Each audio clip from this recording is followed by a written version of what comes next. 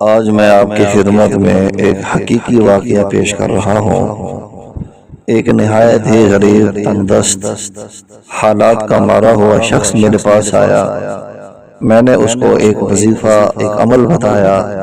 اللہ تبارک و تعالی نے اس عمل کی برکت سے اس کی مشکلات کو، اس کی تکلیفوں اور پریشانیوں کو ختم فرما دیا۔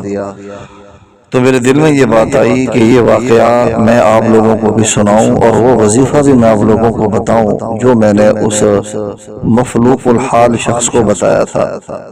میرے پاس جب وہ آیا تو پریشانی میں اس قدر تھا کہ بات بھی اس سے نہیں ہو رہی تھی۔ میں نے اس کو کہا کہ بھائی، نماز روزے کی پابندی کے ساتھ آپ نے رزق حلال کا اہتمام کرنا ہے، اور یہ دو اللہ کے صفاتی نام ہیں، ان کو ہر نماز کے بعد آپ نے پڑھنا ہے۔ ایک اللہ کا ذاتی نام ہے، ایک اس کا صفاتی نام ہے۔ ایک تو آپ نے پڑھنا ہے یا اللہ، دوسرا پڑھنا ہے یا لطیف، یا اللہ یا لطیف۔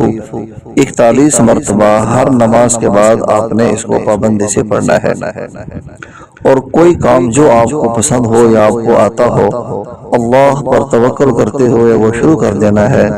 انشاءاللہ آپ کے کام میں برکت ہو جائے گی۔ چنانچہ وہ آدمی یہ وظیفہ لے کر یہاں سے چلا گیا۔ کچھ عرصہ کے بعد مجھے ملا اور اس نے مجھے اپنا کاروبار بھی بتایا کہ میں نے یہ کاروبار شروع کیا ہے، اور آج اللہ تبارک و تعالی نے مجھے وسعت دے دی ہے۔ میں نے الحمدللہ اپنا گھر بھی الگ کر لیا ہے، والدین کی بھی خدمت کرتا ہوں، اور تو اور دینی کاموں کے لیے میں باہر کے سفر بھی کرتا ہوں۔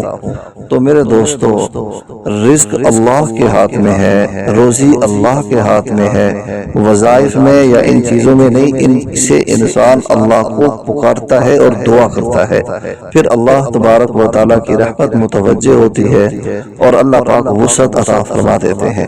تو آپ لوگ بھی ایسے اہتمام کریں، ہر نماز کے بعد یا اللہ یا لطیف، یا اللہ یا لطیف پڑھیں۔